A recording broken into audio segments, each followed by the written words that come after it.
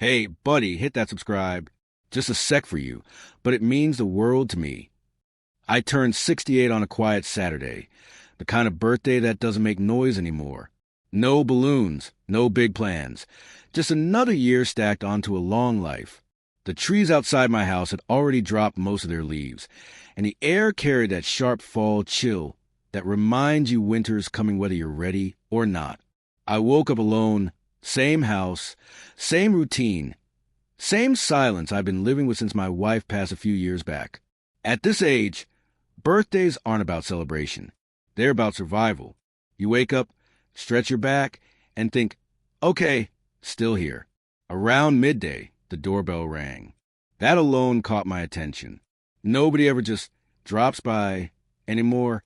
When I opened the door, my daughter stood there holding a big gift bag with a bright ribbon that felt almost too cheerful for the moment. She smiled, polite, careful, almost practiced. "Happy birthday, Dad," she said, stepping inside like everything was normal. I didn't want to overthink it. I was just glad she showed up.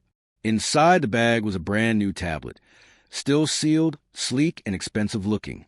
The kind of tech I never buy for myself. I told her it was too much, but she brushed it off, saying I deserved something nice.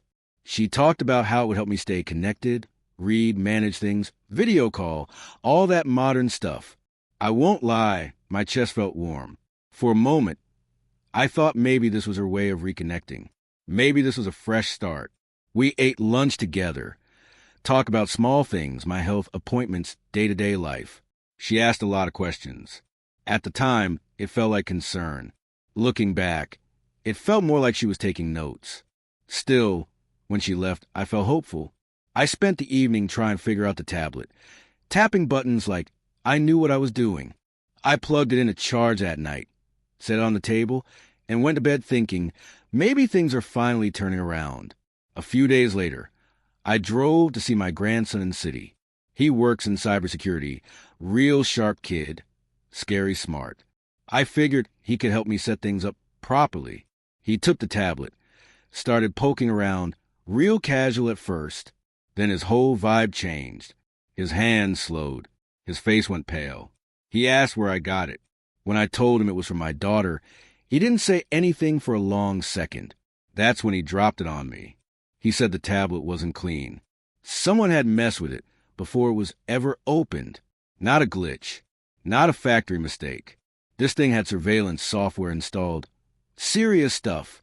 The kind that lets someone see what you do, hear what you say, even watch you inside your own home. I laughed at first. Straight denial. That was my kid. No way. But my grandson doesn't scare easy, and I'd never seen fear in his eyes like that. The room felt off after that, like the air got heavier. He explained it slowly, carefully, like you explain bad news to someone you love. Whoever did this didn't want convenience. They wanted access, control, information. I sat there staring at that tablet, feeling stupid for trusting it, feeling stupid for trusting her. By the time we talked to the police, my stomach was already in knots. Deep down, something ugly was starting to make sense, but my heart wasn't ready to admit it yet. Because the hardest truth isn't that strangers can hurt you. It's realizing the danger might be blood. And that was just the beginning. Because what I found out next made it clear this wasn't about spying. It was about setting me up, and I didn't even know the trap had already closed. The next morning, we walked into the police station, and suddenly this whole thing stopped feeling like a bad dream. It felt official. Cold floors, quiet hallways, people moving with purpose while my world was falling apart. My grandson laid everything out for the detective, screenshots, logs, timestamps, stuff that might as well have been another language to me. But I didn't need to understand the tech to understand the truth. That tablet wasn't a gift. It was a leash. The detective didn't sugarcoat it. She said when family members spy on elderly relatives, it's almost never about protection. It's about control, money, power. She asked questions that hit harder than any accusation ever could. Did I own my house? Did I have savings? Life insurance? Retirement funds? Every answer made her pen move faster. That's when it clicked. This wasn't random. This was calculated. She told me not to confront my daughter. said that if someone's planning something big, you don't scare them off before you know the full play. Act normal, she said. Let them think it's working. That sentence sat heavy in my chest. Act normal, while knowing someone might be watching your every move, listening to your private moments. Your grief, your fears, that messes with your head real bad. When I got home, the house felt different. Same walls, same furniture, but now it felt like I was being watched. Every sound made me pause. I stopped talking to myself. I stopped humming while cooking. I even caught myself looking at the tablet, like it was alive. That night, I barely slept. My mind kept running through memories of my daughter as a kid, trying to square them with what was happening now. It didn't add up, but denial only lasts so long. A couple days later, the detective called again. Her tone had changed. Sharper. She told me my daughter's boyfriend, the guy she casually mentioned before, had a criminal record. Fraud. Elder abuse. Same playbook, different victim. My heart dropped straight to the floor. Then she hit me with a knockout punch. My life insurance beneficiary had been changed months ago. My son removed. My daughter listed as a sole recipient. I never signed a thing. That's when the fear turned into anger. I felt violated. Not just financially, but personally. Like someone had rewritten my life without asking. The detective explained what they suspected next. Guardianship fraud. A legal move where someone declares you mentally unfit and takes over everything. Your money, your house, your choices. I wanted to argue. Say I was still sharp. Still capable. But that didn't matter. All that mattered was what they could prove. So I did the hardest thing I've ever done. I played along. That evening, I sat in my living room with a tablet in my hands and started talking out loud. I said things I didn't mean. Stuff about forgetting things. About being overwhelmed. About maybe needing help managing my affairs. Every word felt like swallowing glass. But I said it anyway, because I needed them to believe their plan was working. The phone rang the next morning. It was my daughter. Her voice was sweet, too sweet. She asked how I was feeling. Said she worried about me being alone. Suggested maybe it was time we talked about options. I agreed. I hated myself for it, but I agreed. On the other end of the line, I could hear it. Relief. Excitement. Like someone who just saw the door crack open. After the call ended, I sat there staring at the wall, realizing something that chilled me to the bone. This wasn't impulsive. This wasn't desperation. This was a plan that had been in motion for a long time, and I was walking straight into the next phase. Because when she showed up with paperwork in her hands, I realized this wasn't about helping me anymore. It was about erasing me. She came over that Saturday like nothing was wrong. Same careful smile. Same soft voice. But this time, she wasn't empty-handed. She walked into my kitchen carrying a thick folder, the kind that screams legal trouble before it's even opened. I made tea while she spread papers across the table. Acting calm, acting concerned, acting like the dutiful daughter of the year. She talked about retirement communities first.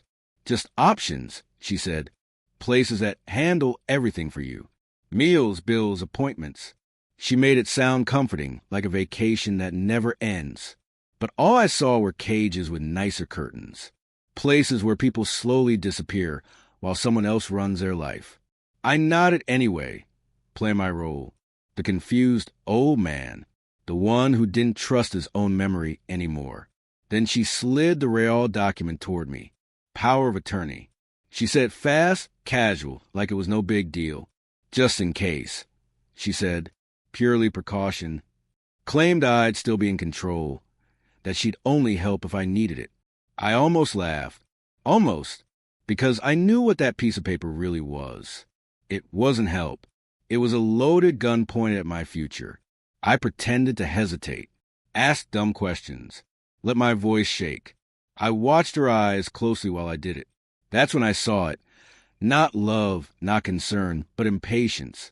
Hunger, like someone waiting for a cashier to hurry up so they can get what they came for. She told me to take my time, but her body language said the opposite. She needed that signature.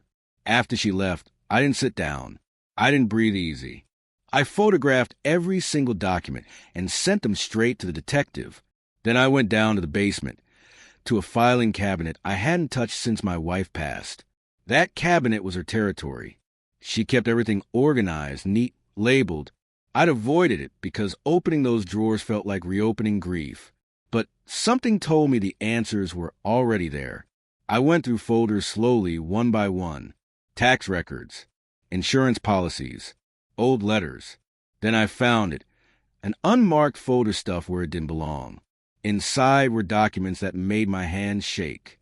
Medical assessment forms filled out with my name, but symptoms I never had. Memory loss, confusion, inability to manage daily tasks. Someone had checked the boxes already, lightly in pencil, like a rehearsal. Under that were guardianship templates, government forms, my name typed neatly into every blank space, financial printouts, property records, my house, my accounts, my entire life reduced to numbers on paper, and at the very bottom, one handwritten page. I recognized the handwriting instantly. It was hers. It was a timeline, step by step. Stage 1, establish confusion. Stage 2, get POA signed. Stage 3, guardianship. Stage 4, access accounts. Sell house. Then a note scribbled at the bottom. V says we need to move faster. V, her boyfriend. That's when it broke me. I sat there on the cold basement floor holding proof that my daughter wasn't just planning to help me. She was planning to legally erase me. Not someday. Soon. There was no misunderstanding. No gray area. This was intentional. Organized. Ruthless. I sent everything to the detective and waited. For days, I kept acting confused. Let her visit again. Let her push harder. Let her believe she was winning. And she did push harder. More pressure, more urgency, more fake concern. She even hugged me longer than usual, whispering, "This is for the best, Dad." That hug felt like goodbye. That night, the detective sent me something I'll never forget. A recorded phone call between my daughter and her boyfriend.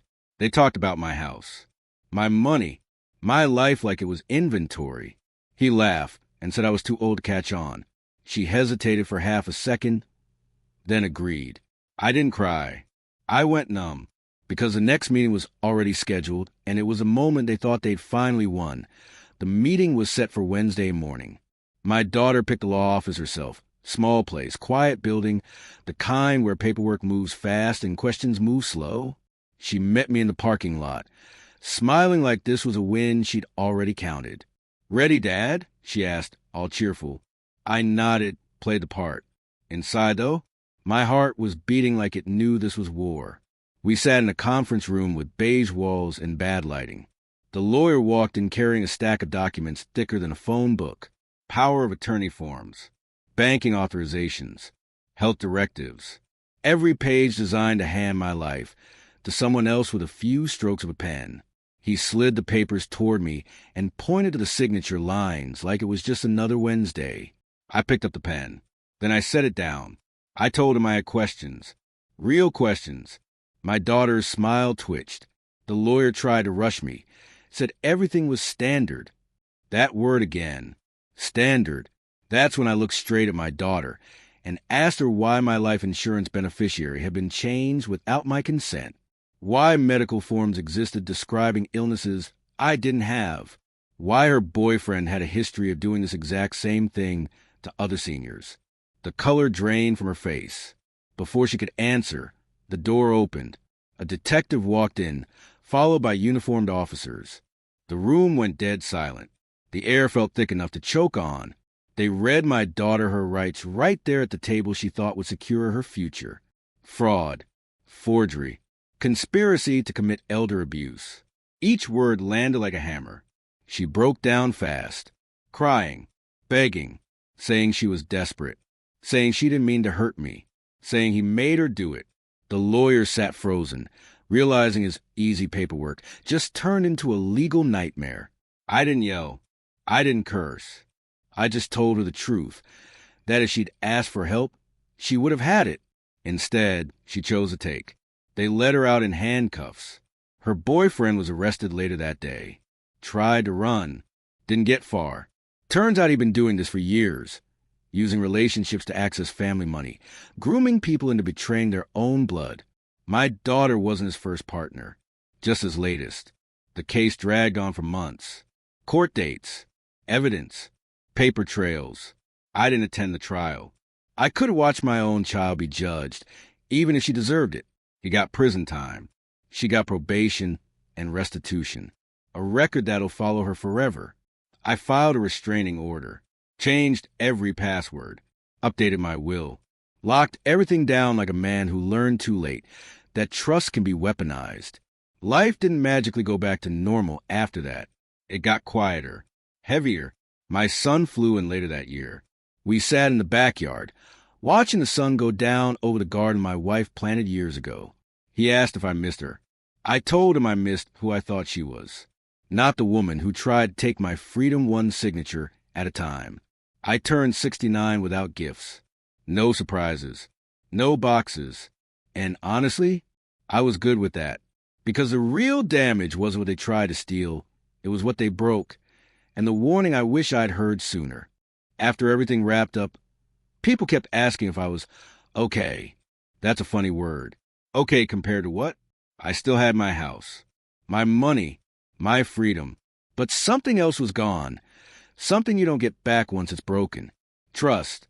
When the person who knows your childhood stories, your habits, your weaknesses turns on you, it rewires how you see the world. The house felt different after that. Quieter, not peaceful, just empty. I upgraded security, changed locks, installed cameras, froze accounts, put alerts on everything. My grandson helped me set it all up. He joked about me becoming paranoid. But we both knew this wasn't paranoia. This was survival. When you've been targeted once, you don't wait for round two. My son came to visit later that summer.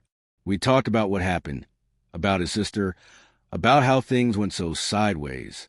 He asked me if I ever thought I'd forgive her. I didn't answer right away. Forgiveness is easy to talk about when someone steals money. It's harder when they try to steal your identity, your autonomy, your right to exist on your own terms. I told him the truth. I forgave her in theory. But trust? That was done. Some doors don't slam shut. They just quietly lock forever. I started thinking a lot about how close I came to losing everything. If my grandson hadn't checked that tablet, if I'd signed that paper, if I'd ignored the uneasy feeling in my gut, one signature, that's all it would have taken. A pen, a moment of weakness. And my life would have been legally handed over to people who saw me as a payday. That's the part that keeps me up at night, not the betrayal. But how clean and legal it almost was. No violence, no threats, just paperwork, smiles, and patience. That's how this kind of crime works. It doesn't kick the door down. It knocks politely and waits for you to invite it in.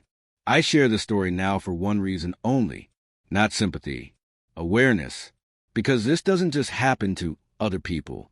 It happens to parents, grandparents, retired teachers, veterans, anyone who's trusted the wrong person at the wrong time. And most of the time, the danger isn't a stranger. It's family. If you got someone suddenly pushing expensive gifts, asking too many questions about your finances, suggesting you're forgetting things when you're not, pay attention. That's not always care. Sometimes it's scouting. Sometimes it's the start of a plan. I was lucky. I caught it in time. A lot of people don't. Because the scariest part of this story isn't what happened to me. It's how easy it could happen to you if you stuck with me this far. Here's the truth I need you to hear. This wasn't about greed alone. It was about control. About deciding that someone's age makes them expendable. About treating a living, breathing parent like a lock safe that just needs the right combination. That mindset is way more common than people want to admit. And that's why stories like mine matter. Elder financial abuse is exploding, especially in families. It hides behind concern, behind help, behind phrases like, "I'm just looking out for you." And the scariest part? Most victims don't even realize it's happening until it's already over. By the time the house is sold, the accounts are drained, and the freedom is gone. Everything looks legal on paper. So here's what I wish someone had drilled into my head earlier. If someone gives you an expensive device you didn't ask for, slow down. Ask why. Ask who set it up. Tech can be a lifeline or a leash. If someone suddenly wants access to your passwords, your finances, your documents, that's not love. That's leverage. If a family member keeps questioning your memory or suggesting you can't handle things anymore, don't brush it off. That could be concern, or it could be them building a case against you. Never, and I mean never, sign paperwork you don't fully understand. Power of attorney is not a casual document. In the right hands, it protects you. In the wrong hands, it erases you. And if your gut tells you something feels off, trust that instinct. Your brain notices patterns long before your heart wants to accept the truth. Most importantly, don't isolate yourself. Talk to someone, a doctor, a lawyer, a trusted friend. Silence is the predator's favorite weapon. The moment you speak up, their power starts to crack. I'm still here, still living in my house, still making my own choices. That alone makes me luckier than a lot of people who never saw the trap until it was already locked.